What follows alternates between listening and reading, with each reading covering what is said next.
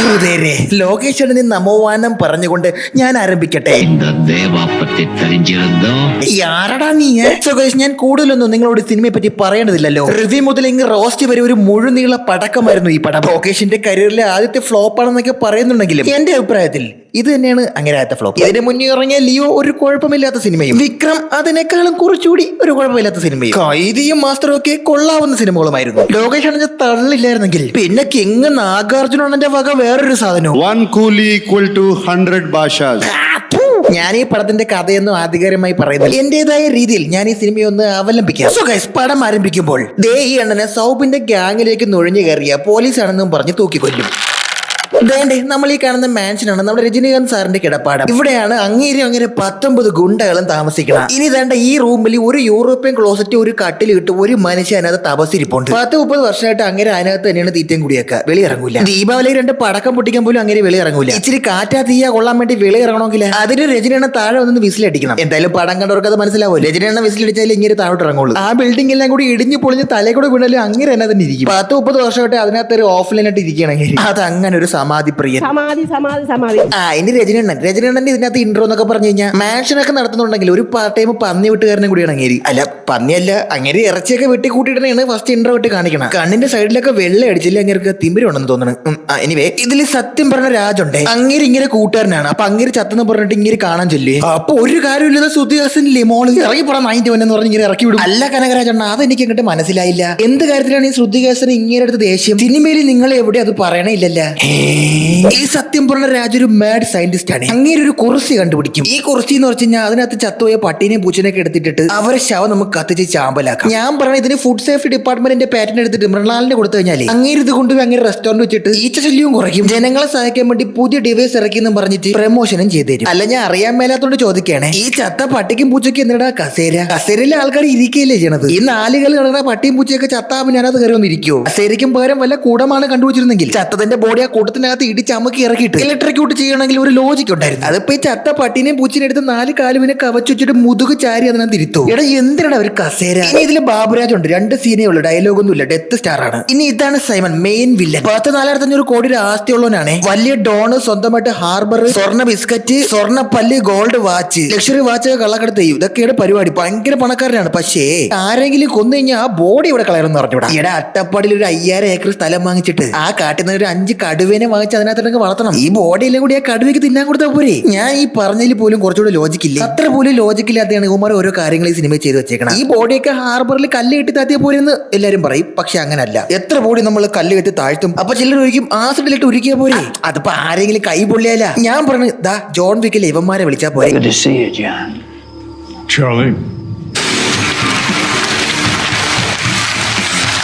ഇരു ചെവി അറിയാതെ അവന്മാരത് ഒഴിവാക്കി തരൂല്ലേ? ഇഷ്ടം പോലെ പൈസ ഉണ്ടല്ലോ കയ്യില്. തന്റെ കണ്ടുപിടുത്ത ഗവൺമെന്റ് പുച്ഛിച്ച് പറഞ്ഞു വിട്ടത് കാരണോ, പൈസക്ക് ഇച്ചിരി അത്യാവശ്യമുള്ളത് കാരണോ, എങ്ങനെയോ നമ്മുടെ നാഗരാജു ഇയാളെ കണ്ടുപിടിച്ച ചെയർ അങ്ങേരുന്നങ്ങ് വാങ്ങിച്ചിട്ട് ഓരോ ബോഡിക്കും കുറച്ച് പൈസ വെച്ചാൽ കൊടുക്കും. എന്നിട്ട് അവിടെ ഒരു സെറ്റപ്പ് ഉണ്ടാക്കി കൊടുത്തിട്ട് അവിടെ ഇട്ട് ബോഡി എല്ലാം അങ്ങ് കരിച്ചു കളയാൻ പറയും. ഇതായിരുന്നു അങ്ങേരെ പണി. അതങ്ങനെ തകർത്തിയെ നടന്നുകൊണ്ടിരുന്നപ്പോഴാണ് സത്യം പറഞ്ഞ രാജു വടിയായി പോണ. അപ്പൊ പെട്ടെന്ന് സൗബിന് മനസ്സിലും അങ്ങേർക്ക് ഒരു മോളുണ്ടല്ലോ, മോൾക്ക് ഇത് ഓപ്പറേറ്റ് ചെയ്യാറിയായിരിക്കും. അവളെ പോയി പെട്ടെന്ന് പൊക്കിക്കൊണ്ടുവരാൻ പറയും. അങ്ങനെ അവളെ ഹോസ്റ്റലിലെ കുറെ ഗുണ്ടകൾ കയറി ചെല്ലുമ്പം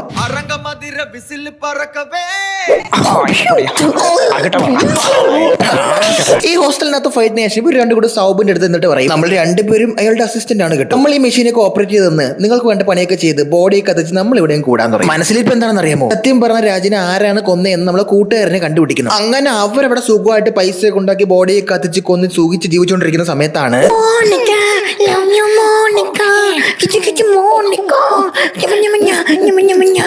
ഗൈസ്, ഈ പാട്ടിന്റെ പ്ലേസ്മെന്റ് ഉണ്ടല്ലോ ഈ സിനിമയിൽ, എന്താണ് സംദർഭം എന്ന് അറിയാമോ? ഈ സൗബിന്റെ ഗ്യാങ്ങിനകത്ത് ഒരു പോലീസുകാരുണ്ട്, ആരെ ഒറ്റ കൊടുക്കുന്നുണ്ട്. അവനെ കണ്ടുപിടിക്കാൻ വേണ്ടി കലിപ്പിൽ വരെയാണ് കേട്ടോ സൗബിൻ. പെട്ടെന്ന് ആ ഗുണ്ടകളുടെ വിള നിലയമായ ഹാർബറിനകത്ത് ഒരു കസ്റ്റം ഉദ്യോഗസ്ഥന്റെ എൻഗേജ്മെന്റ് എന്ന്. അതാണ് ഈ മോണിക്ക. കലിപ്പിൽ വന്ന് സൗബിൻ ഇതൊക്കെ കണ്ടിട്ട് അവിടെ കിടന്ന് ചുമക്കും. ആ ചുമയാണ് ഇത്. ചുമക്ക് ചുമക്ക് ചുമ്മ ചുമ ചുമ ചുമ ചുമ്മ. ഇനി ആ പാട്ട് കഴിഞ്ഞത് അവിടേക്ക് നമ്മുടെ സൈമൺ വരുമേ. അത് ഞാൻ നിങ്ങൾക്ക് പറഞ്ഞുതരാം. അന്നേ ദിവസം രാത്രി ഇല്ലേ, ഈ സൈമൺ രാവിലെയാണ് അവിടെ ഹാർബറിൽ വരുന്നത്. ഇന്ന ദിവസം രാത്രി സൈമൺ നമ്മളെ കൂലിയെ വിളിച്ചിട്ട് പറയും "ഡേയ്, ഒരു ബോഡി അതിനകത്ത് കിടപ്പുണ്ട്, അതൊന്ന് ഡിസ്പോസ് ചെയ്യണം, പക്ഷെ അത് കുഴിച്ചിട്ടാ മതി, കത്തിക്കണ്ടെന്ന് പറയും. അത് ആരെ ബോഡിയാണെന്ന് അറിയാമോ? അത് നമ്മുടെ സൗബിന്റെ ബോഡിയാണ്. ഈ സൗബിനാണ് ഇതിനകത്ത് കയറിയ പോലീസർ. 8 വർഷമായിട്ട് ഇവന്റെ കൂടെ ഉണ്ട്. ഇവിടുന്ന് അടിച്ച് മറ്റൊരു 10-400 കോടി രൂപ സൈഡിൽ അവിടെ ശേഖരിച്ച് വെച്ചേക്കണം. 8 കൊല്ലമായിട്ട് ഒരു പോലീസുകാരെ അവന്റെ കൂടെ ഉണ്ടെന്ന് പറഞ്ഞിട്ട് ഈ മൊണ്ണയ്ക്ക് മനസ്സിലായി. അല്ലേ തന്നെ വേറൊരു കാര്യമുണ്ട്, 8 കൊല്ലമായിട്ട് അയാൾ പോലീസിന് ഒരു വിവരവും കൊടുക്കണില്ല. പോരാത്തിന് സൈമന്റെ ഹാർബർ നോക്കും, അവിടെയൊക്കെ വൃത്തിയാക്കും, മുറ്റോടിക്കും, രാവിലെ വിളക്ക് എത്തിക്കും, വൈകുന്നേരം നാമം വരെ അവൻ ജീവിക്കും. അത്രയ്ക്കും വിശ്വസ്തൻ. എന്നിട്ട് എന്തിനാണ് അവനെ കൊന്ന? പോലീസ് എന്ന് പറയുന്നത് അവൻ നിന്നെക്കാളും വലിയ വില്ലനാണ് അവൻ സിനിമയിൽ. ആ ഹാർബറിന്റെ ഐശ്വര്യം ഒരു സൗബിൻ, അവനാണ് നീ കൊന്ന. അതും ചിറ്റലിന് തലയ്ക്ക് അറഞ്ചം പുറഞ്ചം അടിച്ചു കൊല്ലുമേ. അതാണ് ഞാൻ പറഞ്ഞ രാവിലെ അടിച്ചു കൊന്നത്. എന്നിട്ട് രാത്രിയാണ് കൊണ്ടുപോയി കുഴിച്ചിടാൻ പറഞ്ഞേ, കൊണ്ടുപോയി കുഴിച്ചിടും. അപ്പൊ നോക്കുമ്പോഴേ ഇവ അണ്ടർടേക്കറിനെ പോലെ എനിക്ക് ഒരുപാട്.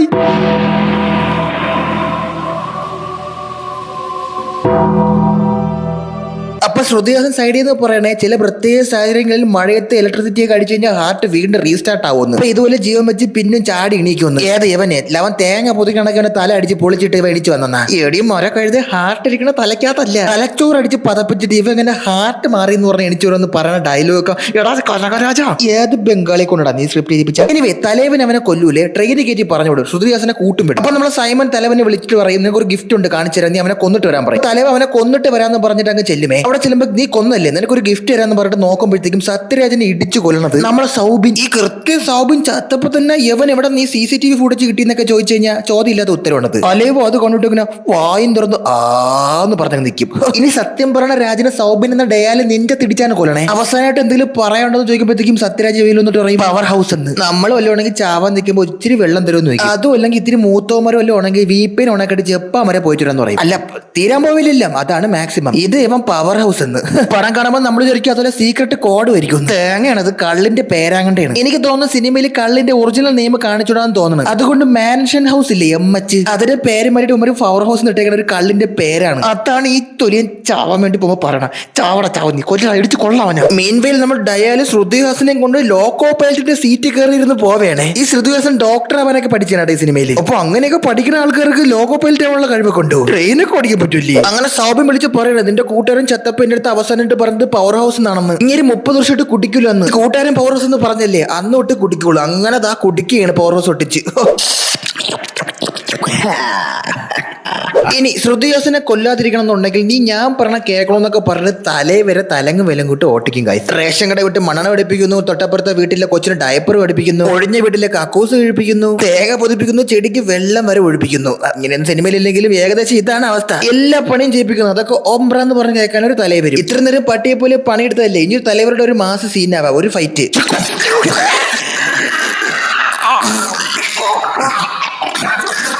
ഈ സൗബിൻ ഒരു കേരളത്തിലെ മടിനായ പോലീസുകാരനായിരുന്നു. പുള്ളിക്ക് പോലീസുകാരനാവണമെന്നാണ് ആഗ്രഹമെങ്കിലും പുള്ളിക്ക് ഒരു ഭാര്യ ഉണ്ട്. ഇവിടെ നിന്നൊരു കൂട്ടുകാരി കിട്ടും. ആ ബെസ്റ്റ് പിന്നെ ഭാര്യ ആവുകയും ആ ഭാര്യയുടെ വാക്ക് കേട്ടാണ് സൗബിൻ ഇതെല്ലാം ചെയ്തത്. ഏമാരി കൂടിപ്പോ എന്തെങ്കിലും മെഡലിന് ഒരു പതക്കവും തരും. നമുക്കൊല്ല കൊള്ള സംഘത്തിൽ ചേർന്ന് കഴിഞ്ഞാൽ വലിയ പൈസ ഉണ്ടാക്കാന്ന് പറഞ്ഞിട്ട് അവളാണ് ഇവനെ മാനിപ്പുലേറ്റ് ചെയ്യണം. അവൾ ഒരൊറ്റ എഴുത്തിയാണ്. ഇനി ഇതാണ്ട് ഇവരല്ലേ, ഇവൻ നമ്മുടെ നാഗരാജുവിന്റെ മോനാണ്. ഇവൻ അങ്ങ് കൊന്നളയാൻ പറയണ്ടേ, അല്ലെങ്കിൽ ശ്രുതിഹാസനെ ഞാൻ കൊന്നോളയുമേ. ഇവനൊരു പ്രേമുണ്ട്, അതായത് അവിടുത്തെ ഒരു അക്കൗണ്ടന്റ് ആയിട്ട്. ഇവളാണ് ആ അക്കൗണ്ടന്റ്. ഇവരെ ഈ ബന്ധമൊക്കെ അറിഞ്ഞ പപ്പ സമ്മതിച്ചില്ലോ എന്ന് പറഞ്ഞിട്ട് ഇവർ ഒളിച്ചോടാൻ തീരുമാനിക്കും. അതിന് വഴി വെച്ച് കൊടുക്കുന്ന ആരാണ്? നമ്മുടെ തലേവര്. മെയിൻവെയിൽ നമ്മുടെ ഡയാല് ശ്രുതിഹാസൻ ഒരു ബിൽഡിങ്ങിന്റെ മുകളിൽ കെട്ടിയിട്ട് കൊല്ലൂന്നൊക്കെ പറയണേ. തലേവര് മറ്റവനെ കൊന്നില്ലല്ലോ, അതുകൊണ്ട് ഇവളെ കൊല്ലുമെന്ന് പറഞ്ഞ് ഭീഷണിപ്പെടുത്തുകയാണ്. പക്ഷേ തലേവരടാ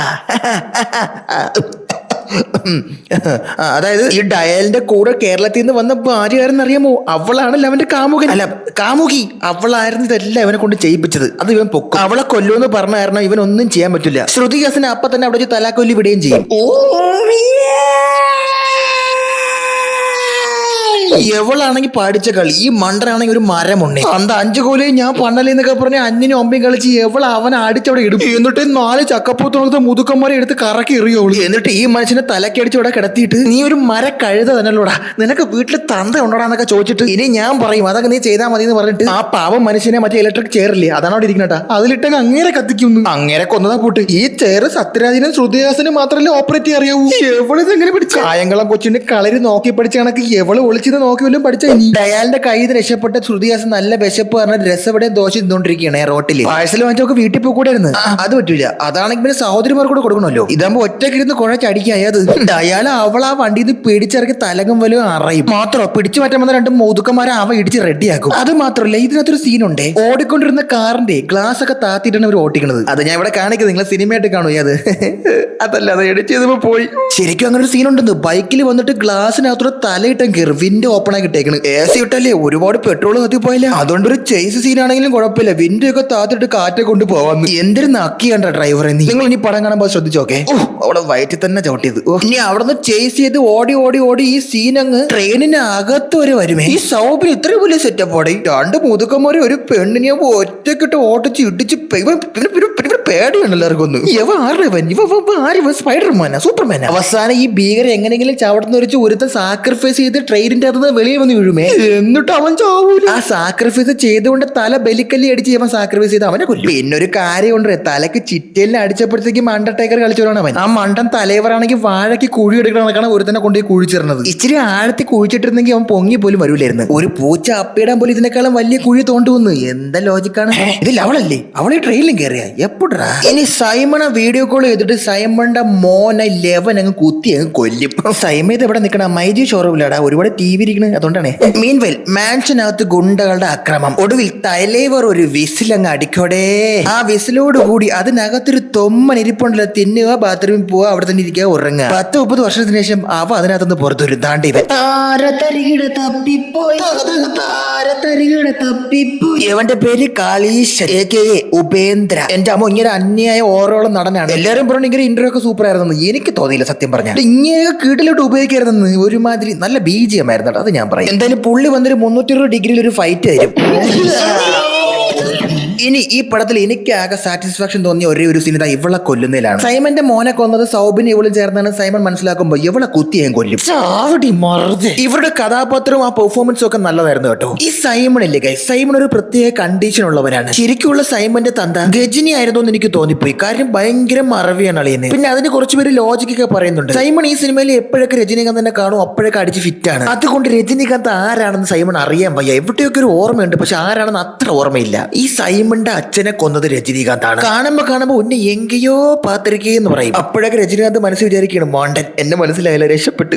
ഇനി ആരാണ് രജനീകാന്ത് എന്നല്ലേ? ഒരു കൂലി. ഒരു ഹാർബറിൽ പണിയെടുക്കുന്ന കൂലിക്ക് ഒരു മുതലാളി ഉണ്ടായിരുന്നു. മുതലാളി ഇവരറിയാതെ ഇവർ ചുമക്കുന്ന ചാക്കിനകത്ത് ഇല്ലീഗൽ ആക്ടിവിറ്റീസ് കുത്തി നിറച്ചു വെച്ചിരിക്കുകയായിരുന്നു. അങ്ങനെ ഇവര് പോലീസ് ഓടിക്കുമേ. ഒരു 100 പേരങ്ങ് സറണ്ടർ ആയി കഴിഞ്ഞാൽ ഈ 100 പേരെ ജയിലിലടച്ച് അവർ പക്ഷെ പുറലോകം കാണൂല. അങ്ങനെ സാക്രിഫൈസ് ചെയ്യാൻ ആരുണ്ടെന്ന് ചോദിക്കും. അപ്പൊ ഓൾറെഡി നമ്മൾ സത്യരാജിന്റെ ഭാര്യനെ കെട്ടിയിരുന്ന ഭാര്യയല്ല അനിയത്തിന്റെ സഹോദരിനെ കെട്ടിയിരുന്ന രജനീകാന്ത് കൂടി കൂലികളുടെ കൂടെ പോകും. ഭാര്യയാണ് കൂലിയാണെന്ന് ചോദിക്കുമ്പോൾ കൂലി ഭാര്യയൊക്കെ വേറെ കിട്ടുമല്ലോ. അങ്ങനെ ആ 100 കൂലിയുടെ കൂടെ ഈ രജനീകാന്തും പോകുമ്പോഴത്തേക്കും ഒരു കപ്പലിൽ കൊണ്ടുപോയി ഇവരെല്ലാരും കടലിൽ തള്ളിയിട്ട് കൊല്ലാനായിരുന്നു പരിപാടി. ആ തണ്ണൻ ഇഷ്ടപ്പെട്ടില്ല. ചതി മനസ്സിലാക്കിയത് ഉപവേന്ദ്ര രജനീകാന്തും കൂടെ എല്ലാരും കൊല്ലും. പക്ഷെ അവരെ കൂട്ടത്തിലുണ്ടായിരുന്ന ഒരു 19 പേരെ രക്ഷപ്പെടും. ആ 19 തൊമ്മന്മാരെല്ലാം കൂടെ ആ മാൻഷനകത്ത് കയറി ഒളിച്ചിരിക്കണം. അതിലെ ഏറ്റവും വലിയ മുതുക്ക് കാളയായിരുന്നു ഉപവേന്ദ്ര. കാളീശൻ അതാണ് തപസ്സിരുന്നവൻ. ഒടുവിൽ സൈമൺ കാര്യം മനസ്സിലാവുകയാണ് ഗൈസ്. കാര്യം മനസ്സിലായത് സൈമനെ വാച്ച് വെച്ചൊരു ചെയിൻ ഉണ്ടാക്കി കഴുത്തിൽ കുരുക്കിട്ട് കൊല്ലും. ഇനി ഞാനൊരു സംശയം ചോദിച്ചോട്ടെ, ആരടാ ഈ സിനിമയുടെ പോസ്റ്റർ റെഡിയാക്കിയത്? ഈ സിനിമയുടെ പോസ്റ്റർ ഇറങ്ങിയപ്പോൾ നിങ്ങൾ ശ്രദ്ധിച്ചായിരുന്നു? മൊത്തം വാച്ചിന്റെ കളി. 2 കയ്യിൽ വാച്ച് കിട്ടുന്നു, 4 കയ്യിൽ വാച്ച് കിട്ടുന്നു, കഴുത്തിലിടുന്നു, കയ്യിലിടുന്നു.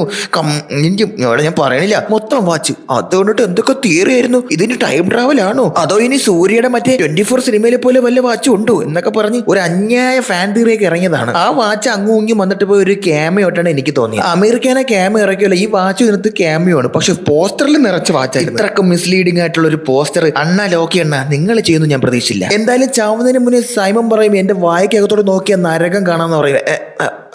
അല്ല സിനിമ ഇത് മാറിപ്പോയില്ല. ഞാൻ ചത്താ ചോദിക്കാൻ ദാഹ വരുമെന്ന്. അത് പറഞ്ഞതും ദാഹയുടെ ആൾക്കാരെ തലയും മുണ്ടിട്ട് ഇവരെ പിടിച്ചോണ്ട് ഒരു മരുഭൂമി നിർത്തുമേ. ഇത് ദാഹയുടെ തന്ത വലിയ മുതലാളി. ഇനി ഇതാണ് ദാഹ. ഇങ്ങനെ ശരിക്കും വീൽ ചെയറിലായി പോയ ഒരു കഥാപാത്രം ഞാൻ ബ്രേക്കിംഗ് ബാഡിൽ കണ്ട പോലെ ഒരു ഓർമ്മ. അപ്പൊ ദാഹ മെക്സിക്കോന്ന് പ്രൈവറ്റ് ജെറ്റ് വിളിച്ച് ഒരു പാക്കറ്റ് കാജാബീഡി വലിക്കാനാണ് ഇവിടെ പറഞ്ഞത്. വന്ന വരക്കത്തിന് വെടികൊണ്ട് ചാവ അവനായിട്ട് നമ്മുടെ ബാബുരാജ് ഉൾപ്പെടെ കുറെ പേര് ഇവിടെ നിരന്ന് നിൽക്കും. അമീർ ഖാൻ ഇങ്ങോട്ട് വന്നിട്ട് എല്ലാത്തിനെയും വെടിവെച്ച് കൊല്ലും. രജനീകാന്ത് ഇതൊക്കെ കണ്ട് തൊട്ടപ്പുറത്ത് മരം പോലെ ഇങ്ങനെ നിപ്പുണ്ടേ. സ്വന്തം കൂലികളെ കൊന്നാലേ കുജലികാന്തിന് അനങ്ങുള്ളൂ, ബാക്കി ആരെ കൊന്നാലും അങ്ങനെ മരം കണക്കെ ഇങ്ങനെ നിൽക്കും. ഇനി രജനീകാന്തിനെ കൊല്ലാൻ ദാഹം വാളെടുത്ത് കഴുത്തിലിങ്ങനെ വെച്ചപ്പോഴേ ഓ എന്തൊരു ആക്രസി, ഇവ എന്താ ഷൗര്യം ചെയ്യില്ലായിരുന്നു അവന്റെ പണി. ഫ്ലാഷ് ബാക്ക് സീൻ അപ്പൊ തന്നെ അടിക്കും കേട്ടാ. ദാഹയ്ക്ക് മനസ്സിലാവും ഇങ്ങനെ ഞാൻ എങ്കയോ പാത്തിരിക്കേ ഇങ്ങനല്ലേ മറ്റില്ല അങ്ങേര്. എന്നിട്ട് അവിടെ ഒരു ഫ്ലാഷ് ബാക്ക് സീൻ. ഇത് പോളി സാധനം വരുന്നത് ഗൈസ്. വോയിസ് മോഡുലേഷൻ ഉൾപ്പെടെ ഡി ഏജിങ് ഉൾപ്പെടെ ആ സമയത്തുള്ള സാധനങ്ങളെല്ലാം പക്കായിരുന്നു. ഇനി ഞാൻ എന്റെ ഒന്ന് രണ്ട് സംശയങ്ങൾ ആരാഞ്ഞോട്ടെ. ഈ സൈമന്റെ യഥാർത്ഥ പണി എന്ന് പറഞ്ഞാൽ ഹാർട്ട് ചൂർന്നെടുത്തിട്ട് കച്ചവടം ചെയ്യക്കോണ്. അതിന്റെ മെയിൻ ആളാണ് ഈ ദാഹെ. അപ്പൊ ഇവര് കുറെ ബോഡികളൊക്കെ വരുമല്ലോ, ഇവർ ഈ ബോഡിയിലെ കത്തിക്കാൻ വേണ്ടിയിട്ടായിരിക്കണം എനിക്ക് തോന്നുന്നു ആ ചെയർ കണ്ടുപിടിച്ചതിൽ അവന്റെ അടുത്തോട്ട് പോണത്. അപ്പൊ ഞാൻ ചോദിക്കുകയാണ് എന്തിനാണ് ഈ ഹാർട്ട് മാത്രം എടുക്കണം, കിഡ്നി ലിവർ കണ്ണ് മൂക്ക് പിന്നെ ചുക്കമണി വരെ ഇപ്പൊ എടുത്ത് കച്ചവടം ചെയ്യല്ലോ, അത് അവർ ചെയ്യൂല. പിന്നെ ഞാൻ ചോദിക്കണ്ടേ ഈ ഹാർട്ടൊക്കെ എടുത്തുകൊണ്ട് പോയി ഒരു 5-6 മണിക്കൂറിനകത്ത് സർജറി എല്ലാം ചെയ്ത് സെറ്റ് ആക്കണ്ടേ. ഇതുവരെ ഷിപ്പ് ഒഴിവാക്കിയാണ് കടത്ത് വേറെ രാജ്യത്ത് കൊണ്ടുപോകണം. എനിക്ക് തോന്നുന്നു ഷിപ്പിനകത്ത് തന്നെ ഇതിനുള്ള സെറ്റപ്പ് ഒക്കെ കാണും. ഇനി ഷിപ്പിനകത്ത് വല്ല IC യൂണിറ്റ് വല്ലതും ഉണ്ട്, അതിനകത്ത് വെച്ച് സർജറി എല്ലാം ചെയ്യാം. അല്ല ഒരുപാട് നേരെ ഷിപ്പിനകത്തൊക്കെ ഈ ഹാർട്ട് ഇരുന്ന് അത് പഴുത്തു പോവില്ല. അമീർക്ക് ഇതിനകത്ത് വെറും മൊണ്ണ. ഇങ്ങനെയൊക്കെ എന്തിനാ അതിനകത്ത് കൊണ്ടുവന്ന് നാട്ടിച്ചു വിട്ടത്. അണ്ണാ നിങ്ങളാന്നൊക്കെ പറഞ്ഞ് രജനീകാന്തിനെ കാണുമ്പോഴത്തേക്ക് അങ്ങേരെ കാല് പിടിക്കുന്നു. എന്റെ ഗ്യാങ് ചേരാൻ പറ്റുമോ എന്ന് വെക്കുന്നു. രജനീകാന്ത് അച്ഛനെ പേരട്ടാണ് ഇടേങ്ക. അപ്പൊ യാരടാ നീ വെറും കൂലി താനേ. പ്രൈവറ്റ് ജെറ്റിലെ 4 ഹസ്കയും പിടിച്ച് മിഷീൻ കണ്ണോ ആൾ സെറ്റപ്പ് പോയിട്ട് വന്ന ഇവനെയൊക്കെ പേടിപ്പിക്കുന്ന സെറ്റപ്പ് ഒക്കെ കൂലിക്ക് ഉണ്ടാടി. പണ്ട് സൈമന്റെ അച്ഛനെ കൊന്ന സമയത്ത് അമീർ ഖാൻ അവിടെ ഉണ്ടായിരുന്നു. അവനൊന്ന് കൊച്ചായിരുന്നു, പക്ഷെ അമീർ ഖാൻ ഓർത്തെടുത്തു. അമീർ ഖാന്റെ ഈ തന്തയില്ലേ ഇങ്ങനെയാണ് അന്നത്തെ വലിയ മുതലാളി. അപ്പൊ അങ്ങനെക്കാളും വലിയ മുതലാളിയാണ് കിടിലാണ് നമ്മളെ രജനീകാന്ത് സിനിമയിൽ. ഇനി സൗബിനെ വലിയൊരു കുഴി എടുത്ത് അതിനകത്തോട്ട് ചവിട്ടിയിട്ട് രജനീകാന്ത് കൊല്ലും. അങ്ങനെ അവസാനം രണ്ടുപേരും കൂടി ഓരോ കാജാ ബീഡി അങ്ങ് വലിച്ച് പിരിയും. ഇതിലെ അമീർ ഖാൻ മറ്റേ തിളക്കത്തിലെ ദിലീപിനെ പോലെ അച്ഛൻ എനിക്കൊരു സേർട്ട് തരുമോ? അയ്യോ അച്ഛനോടോ അമ്മയോടൊന്നും സേർട്ട് വയ്ക്കാൻ പാടില്ല. അയ്യോ സോറി എന്നാ ബീഡി. അതാണ് എനിക്ക് ഇത് കണ്ടപ്പോ ഓർമ്മ വന്ന. അയ്യ നല്ല കിണി.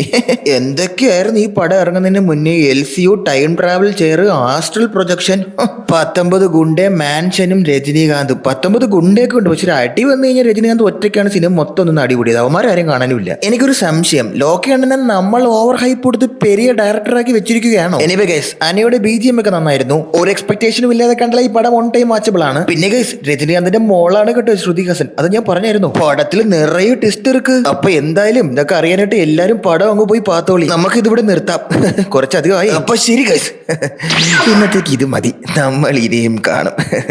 Thanks. Love you.